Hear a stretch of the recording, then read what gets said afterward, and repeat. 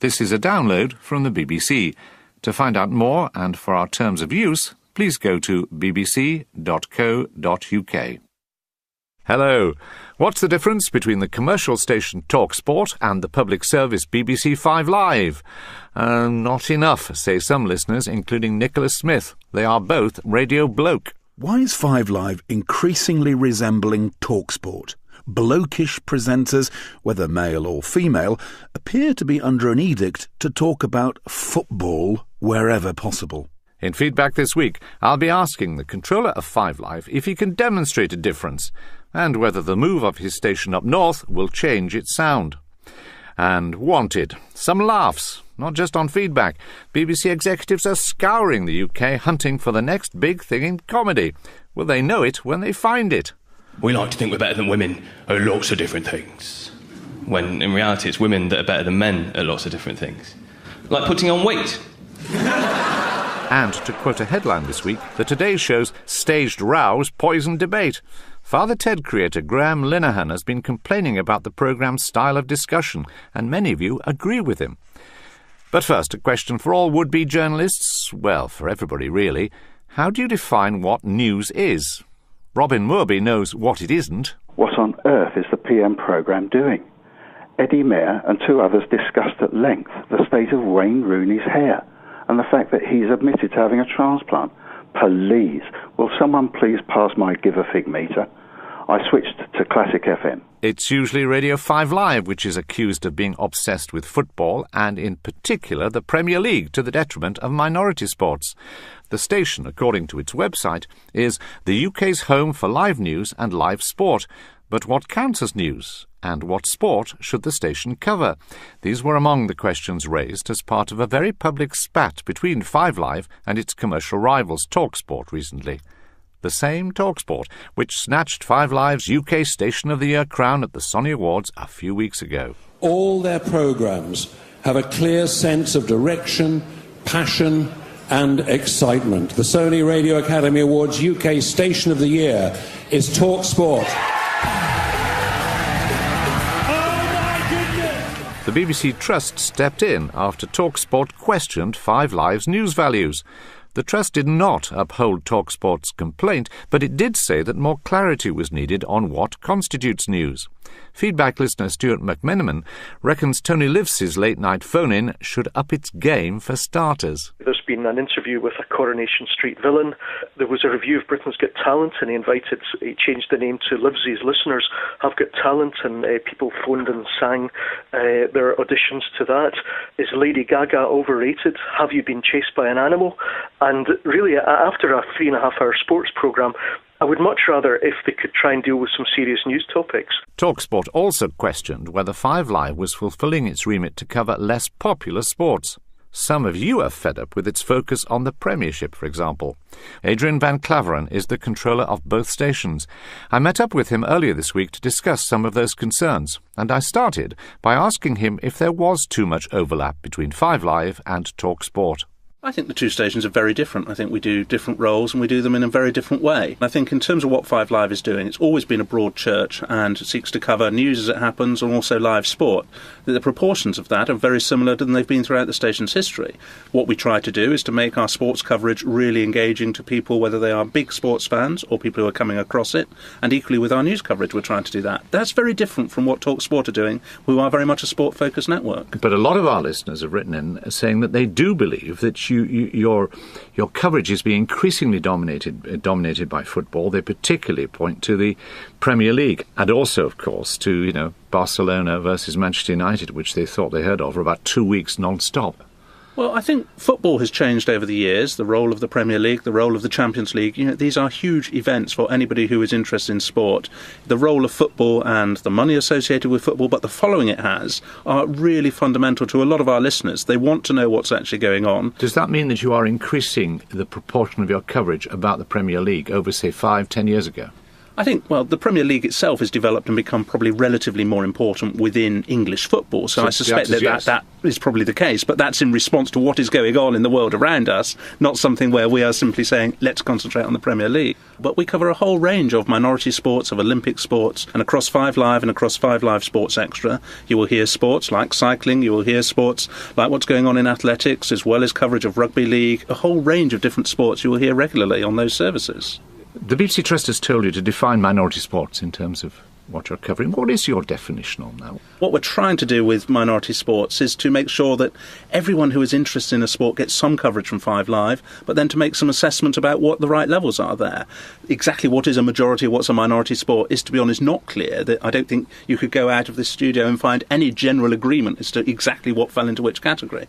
And how about news itself? Because, again, there are 2 perceptions coming through from some of our listeners. One is that you're doing less news, and secondly, that of the news you do, it's more celebrity-driven. It's not as broad as a public service station should be. We're not doing less news. I mean, roughly around about 3/4 of what 5 Live does is news. What we're trying to do is to do major important breaking news so they can hear what's happening as part of the Arab Spring on 5 Live. But yes, we do have a broad agenda, and we will talk about what's going on with Cheryl Cole and which programme she's going to judge on or not, and those sorts of stories too. Can I pick up something that one of our listeners, Stuart McMenamin, has said? He actually about Tony Livesey's phone-ins. He said they're often about what he considers to be trivial topics, such as what have you had to carry recently to commemorate the announcement of the route of the Olympic torch around the UK? And he'd say, by any definition, that's not news. Well, it's topical. I mean, it comes from what actually was being talked about in the news that day. I mean, what Tony's trying to do in a late-night programme is it's a mixture of light and shade. There are things which are very serious news subjects which that programme deals with, and there are some other things which, yes, they're about sending people to bed with a smile, but trying to just get people involved and talking about things. And that's part of what the magic is of 5 Live, I think, is our ability to be able to do that. Adrian Van Claveren, and we'll hear more from him later when he talks about the station's move to Salford. And that BBC Trust review is still taking submissions from listeners. You'll find a link on the BBC Trust homepage, and you've got until the 13th of July to make your points. Now, do you agree with this? The style of debate practiced by the Today programme poisons discourse in this country, an arena where there are no positions possible except diametrically opposed ones, where nuance is not permitted, where politicians are forced into defensive positions. None of it is any good for the national conversation. That was the writer Graham Linehan commenting on his blog after appearing on the Today programme with the veteran Guardian drama critic Michael Billington in a discussion chaired by Justin Webb. Mr. Linehan has written a stage version of the Ealing film comedy The Ladykillers. He wished to discuss some of the complex issues in adapting such a work. Seconds out.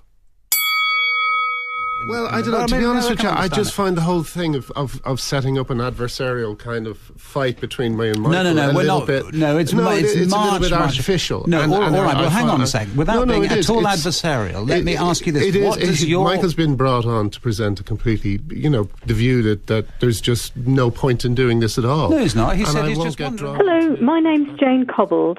I really cheered him when he objected to being set up.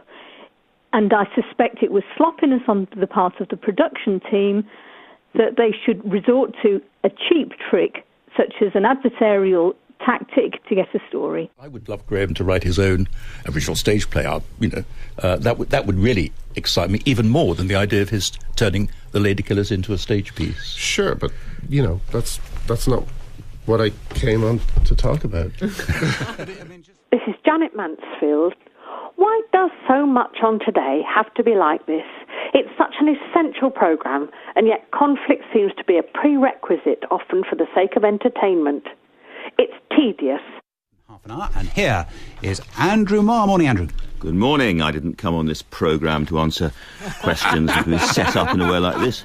After the interview had finished, the next 2 presenters on the programme took a little pop at him, and they all had a little joke about it. So I thought that was inexcusably rude of them, and I look forward to their apology. Both sides retired, somewhat bruised. We would have loved to have staged a rematch, but Today gave us this statement instead. There was certainly no intention to ambush Mr. Linehan, and we are sorry if he took it that way, but our producers felt they had clearly explained in advance how the discussion would play out. It should come as no surprise to any Today listener or guest that the debates on the programme are by nature lively, informative and challenging at times. All very well, but your emails about it keep coming in. Stephen Harris says, a gladiatorial combat is not a discussion. And Nick Peterson accuses Today of using a rather limited set of interviewing tools. More questions for my list when I visit the Today programme soon. Now, comedy divides the feedback listener more than almost anything else. This week, for example, Habiba Islam emailed to say she was dangerously distracted from revising for her finals by the Go-Betweenies and is demanding a second series. And Sean Carroll reckons Spark Hill Sound is the comedy of the year. He says he laughed so much it hurt. Do be careful, Sean. But for Colin Smale, late-night comedy on Radio 4 produces a different kind of pain, earache. It's childish dross, he says. The search for new comic talent is never-ending. In recent weeks, as part of the Radio 2 New Comedy Awards, BBC producers have been scouring the land from Belfast to Brighton looking for the brightest new talents. Finalists in previous years have included Peter Kay, Alan Carr, Rod Gilbert and Lee Mack. Feedback listener Samira Haynes-Khan is studying to be a life coach, but out of hours, she's a massive comedy fan and is also having a go at writing some of her own material.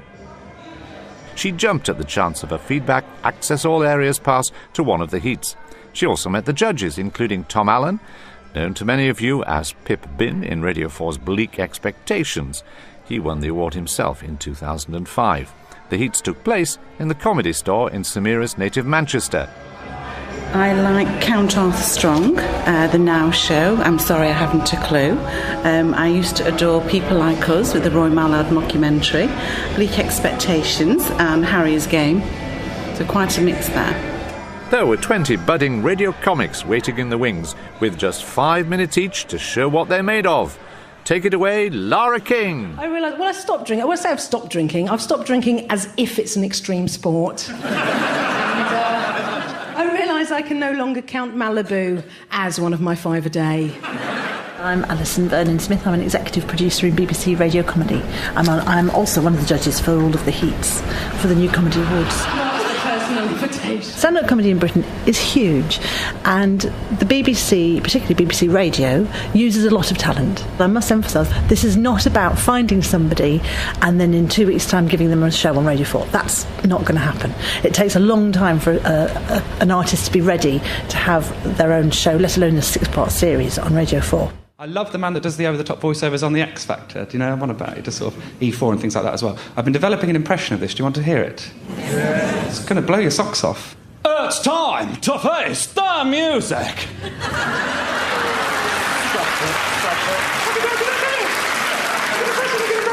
I told you, didn't I tell you? It's a good impression, but I feel really sorry for him. His name's Peter Dixon, and with that voice, that's probably the only job you could do, isn't it? Like, it's not like he could be, I don't know, a doctor. Live in your blood, it's hepatitis. I'm Steve Bennett, I'm the editor of Chortle. I've been judging the BBC New Comedy Awards around the country. It probably takes about 5 years to get a 1-hour Edinburgh show together of good quality, and if you're doing 6 half-hours on Radio 4, that's obviously 3 times as much as that, so yeah, it must be tough. Yeah, it's absolutely, and the BBC can seem like a very difficult edifice to crack if you're outside of it. And when you're inside, actually, you're desperate to find new talent. Radio comedy producers go out several times a week at night on their own time looking for talent. And this really plays into that, I think. It just is a part of what we as the BBC do for British culture, actually, which sounds slightly pretentious, but it is actually what we do. You did mention that you're looking for Radio 4 as well as Radio 2. I understood this to be Radio 2 stand-up comedy talent. You're not necessarily on that night looking for what network you think you're looking for. It's then about judging whether their material and their personality suits each network. What's the difference between the comedy for Radio 2 and Radio 4? Radio 2 is more mainstream because you're on Saturday lunchtime or whatever. And I think Radio 4 are prepared, more open to listen to anything. And the real surprise of the night, Samira sees her comedy hero, Tom Allen, a.k.a... Oh, it's Pip Bin. I saw you today on the... you're doing an interview. She was talking about him before you got here, honestly. Is that right? Yes, they were. Well, this has definitely made the train journey worth it. The boot's on the other foot tonight, so what are you looking for? For me, I think it's all about people making themselves a bit vulnerable, or maybe like talking about something that's really important to them. Those tend to be the funniest things for me, and people who are comfortable on stage and who enjoy entertaining an audience. So what type of comedy do you enjoy? I enjoy people talking about their experiences and talking about their genuine perspective on things. And I think that's why we laugh a lot of the time, is because we go, oh, I thought I was the only one who was stupid like that, but other people are too. I tried to sell my camera on eBay recently, but people kept emailing me, asking me for pictures of it. I was like... But what about those comedies, especially on Radio 4, which seem to miss the mark with many feedback listeners? Alison Vernon-Smith again. I can only say that we've got record audience figures. Our average audience on the 6:30 slot is about 1.5 million per night. I don't think anybody finds everything funny. You're never going to please all of the people all of the time. And some of the shows that we do work better than others. We give people shows who've not had any other show. This will be the first time they've got a half-hour slot, and they might go on and become extremely famous and good, but their first shows might be a bit hit and miss. Round of applause. My thanks to feedback listener Samira Haynes-Khan and judges Alison Vernon-Smith, Steve Bennett and Tom Allen. There's one more semi-final to go this weekend, and you'll be able to vote on who you think could be the next big thing in radio comedy. See the Radio 2 website for more details. Now, this time last week, I was in my native Carlisle visiting Radio Cumbria to find out how threatened cuts to BBC local radio might affect the service it offers listeners. Of course, we were only talking about listening in England, but throughout the United Kingdom, reception is almost as important as content. That's certainly the case in parts of Scotland, where trying to get a good FM or DAB signal is often frustrating, particularly if, like Pete McKimmie, you listen surrounded by computers which interfere with the FM signal, which is why Freeview, listening via the TV, has filled the gap for so many Scots, or at least it did until last Wednesday, when some BBC FM and digital stations were thrown off Freeview to make way for BBC Alpa, a Gaelic TV station. The vast majority of Scots, of course, do not speak that language. With me now is Alex Pride, the BBC's distribution manager, and feedback listener Pete McKimmie, who joins the programme from the BBC's Aberdeen studio. Alex Pride, what radio stations will, in the end, BBC Alba replace on Freeview? Well, I think the important thing to clarify is that this is a change that applies only to the evenings. So the stations that we are no longer going to be able to broadcast BBC Radio Scotland and Radio Nangale, plus BBC Radios 1, 2, 3 and 4. Unfortunately, we don't have space either to broadcast BBC Radio 4 Extra, the Asian Network or BBC World Service. The overwhelming majority of BBC radio listening is unaffected by this decision, and literally 99.98%. Pete, do you accept that analysis? Freeview is the best digital service that Scotland has. DAB is, well, not to be too fine a point, it's about as useful as a chocolate frying pan, and FM is patchy throughout Scotland. The FM reception in Scotland is really strong. We have DAB coverage of over 90% of the population as well. On top of that, there are other ways that people can still listen to these services through satellite and through the internet and through AM as well as FM. Now, I don't want to dispute, certainly as an Englishman, the importance of BBC Alpa, but only 1.2% of the Scottish population speak Gaelic in any form, the lowest figure, I think, since it's been recorded. Why do they deserve such, if you like, special treatment, and poor old Pete McKimmie has to suffer in this way? We're expecting 3 times as many people to view BBC Alba on Freeview than the number of people who will not be able to listen to their BBC radio service in the evening in Scotland on Freeview. The figures are all based on a consultation that was done that I certainly never heard about until after the results of the consultation came in. The consultation was only advertised on Scottish media. Well, we did ask the BBC Trust, and they did say that in their view, there was a widespread notification, and they insist it was broadcast across all the major channels. You didn't hear it? I didn't hear it. None of my friends heard it. I believe strongly that if it had been put out on the radio stations that were going to be affected by this, the results at the end of the consultation would have been vastly different. There are clearly people like Pete McKimmie who didn't know it was happening or are unhappy and would presumably like a review of the decision. Is there any chance of that review taking place? We face increasingly a number of difficult choices like this, and what we do want to do is listen to feedback such as from people from Pete. He's having to find alternative means to listen to it. So is that a yes, a no, or a perhaps? We're always trying to come up with bright ideas to get the maximum value to audiences whilst working within the constraints of the money and the airwaves we have available to us. My thanks to Alex Pride and Pete McKimmie. And if you've got a question for anyone in BBC Radio, North, South, East or West, here's Pete again with our contact details. You can write the feedback, PO Box 67234, London SE1P 4AX, or leave a phone message on 03 333 444 544. Standard landline charges apply, but it could cost more on some mobile networks. Or you can email feedback@bbc.co.uk. All those details are on our website.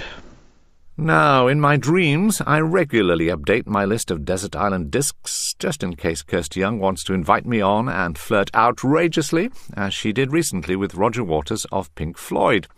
Many of you have been polishing up your own chosen lists, as part of the Desert Island Discs team's research to find the most popular 8 records. But it seems that the DID website only allowed 1 entry per computer. Result, Island Warfare. I'm Francis Walsh, and I felt it was very unfair that we'd spent such a long time whittling down favourites. My wife had even cut out Elvis Presley and Bob Dylan, and I didn't tell her. We can't go on together.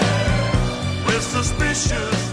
My name's Ruth Murray, and my husband didn't get to put his in, and if he doesn't like the same music as me at all, he wasn't very impressed that our selection at the end of the evening was mine and not his. My disc would have been All the Time in the World by Louis Armstrong. We have all the time in the world. Whereas my husband's was Yoshimi Battles the Pink Robots by something called The Flaming Lips.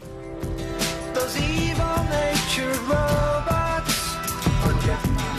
So we weren't really on the same wavelength on that. I'm afraid it's now too late to add your contributions if you haven't already done so, but you can hear Kirsty Young's special programme this weekend, revealing some of your favourites. Now, it's a first for the BBC. A UK network station based entirely outside London. That station is, of course, Radio 5 Live, which starts broadcasting in full from Salford in the autumn. Some BBC programmes are coming from there already. Last weekend, Friday Night is Music Night whisked the leading lights of London's West End to Salford Quays for one night only to celebrate the opening of the BBC Philharmonic's new home. 2 days later, Radio 4's Sunday Worship swapped its traditional church setting for one of the new studios at Media City.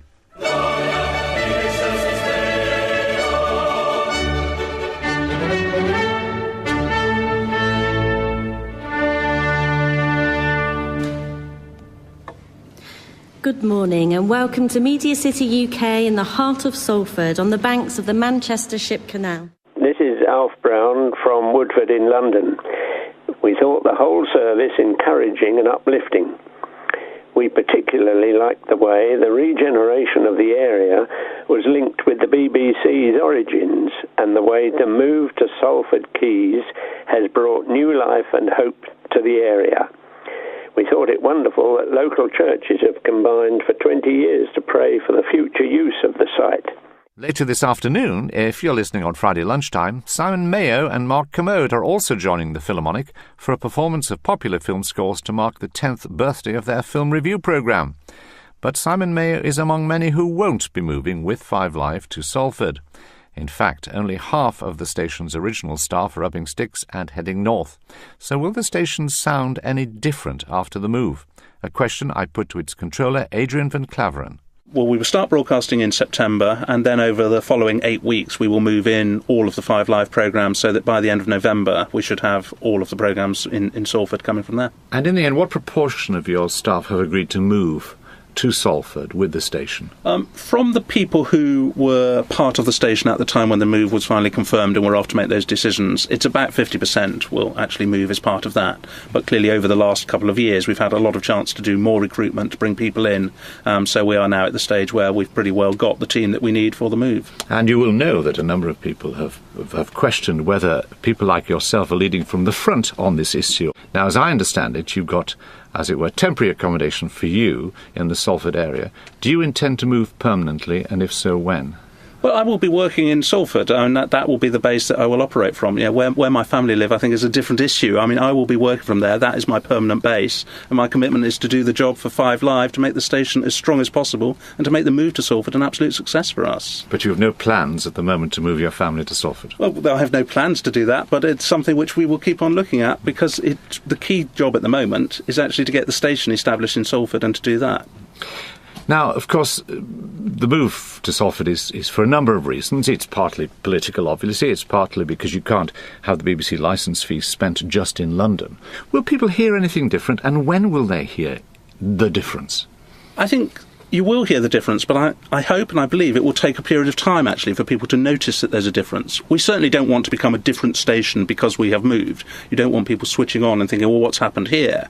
But what we should do is to be able to play to a lot of our strengths, which is about covering the whole of the United Kingdom with a whole range of different stories, of different voices, of different interviewees, of getting a sense of what's going on across the whole country. And I think it's easier to get a better perspective on that outside London, which does tend to see things in a certain way. But are we talking about a different perspective, or do you think actually the agenda will change, that you will find stories that perhaps are more easily overlooked if you're based in London? I think both. I think there will be more stories that we will have which are original to ourselves, that we've alighted on, we've found out and made sure that we tell people around. Equally, I think we'll be able to treat some stories in a rather different way, with a different sense of what's important to people. The Olympic coverage, how's that going to work when you're in Manchester and most of the action will be in London? It's going to cost a fortune, isn't it? To be honest, even if we'd still had our studios in West London, we would have gone to East London to cover the Olympics, and we would have put our presenters there. So the facilities that we're building there, we would have needed anyway. We will have the people there to cover it, and we will give the best possible coverage of the Olympics from where the action's happening, just as we try to do with any major event. Adrian Van Claveren. Now, according to listener Keith McLaughlin, he's an inspiration to others, kind and caring. Who could this be? The Dalai Lama? The Pope? Melvin Bragg? No, we're not talking about God, but about mammon. Hello, in today's programme, protect your savings against inflation and get a bit more. Too good to be true? We'll be finding out. I'd just like to give a little good feedback about Paul Lewis. He's got a more caring understanding for the person that's being trodden upon, as it were. And I don't think other people do it quite as well as he does. Just to say thank you very much indeed. Back with Moneybox next weekend. You can read my money thoughts whenever I'm awake on my Twitter, Paul Lewis Money. I'm Paul Lewis. Thank you for your email, Keith, and for the beautiful curly font on it. Monotyped Cursiva. I'm beginning to sound like Stephen Fry, but I'm a lot cheaper. Goodbye. Raised as part of a very public spat between 5 Live and its commercial rivals TalkSport recently. The same TalkSport which snatched 5 Live's UK Station of the Year crown at the Sonny Awards a few weeks ago. All their programmes have a clear sense of direction, passion and excitement. The Sony Radio Academy Awards UK Station of the Year is TalkSport. The BBC Trust stepped in after TalkSport questioned 5 Live's news values. The Trust did not uphold TalkSport's complaint, but it did say that more clarity was needed on what constitutes news. Feedback listener Stuart McMenamin reckons Tony Livesey's late-night phone-in should up its game for starters. There's been an interview with a Coronation Street villain. There was a review of Britain's Got Talent, and he changed the name to Livesey's Listeners Have Got Talent, and people phoned and sang their auditions to that. Is Lady Gaga overrated? Have you been chased by an animal? And really, after a 3.5-hour sports programme, I would much rather if they could try and deal with some serious news topics. TalkSport also questioned whether 5 Live was fulfilling its remit to cover less popular sports. Some of you are fed up with its focus on the Premiership, for example. The move of his station up north will change its sound. And wanted. Some laughs, not just on feedback. BBC executives are scouring the UK, hunting for the next big thing in comedy. Will they know it when they find it? We like to think we're better than women at lots of different things, when in reality it's women that are better than men at lots of different things. Like putting on weight. And, to quote a headline this week, the Today Show's staged rows poisoned debate. Father Ted creator Graham Linehan has been complaining about the programme's style of discussion, and many of you agree with him. But first, a question for all would-be journalists, well, for everybody really. How do you define what news is? Robin Moorby knows what it isn't. What on earth is the PM programme doing? Eddie Mair and two others discussed at length the state of Wayne Rooney's hair and the fact that he's admitted to having a transplant. Please, will someone please pass my Give a Fig meter? I switched to Classic FM. It's usually Radio 5 Live which is accused of being obsessed with football, and in particular the Premier League, to the detriment of minority sports. The station, according to its website, is the UK's home for live news and live sport. But what counts as news? And what sport should the station cover? These were among the questions. This is a download from the BBC. To find out more and for our terms of use, please go to bbc.co.uk. Hello. What's the difference between the commercial station TalkSport and the public service BBC 5 Live? Not enough, say some listeners, including Nicholas Smith. They are both Radio Bloke. Why is 5 Live increasingly resembling TalkSport? Blokish presenters, whether male or female, appear to be under an edict to talk about football wherever possible. In feedback this week, I'll be asking the controller of 5 Live if he can demonstrate a difference, and whether the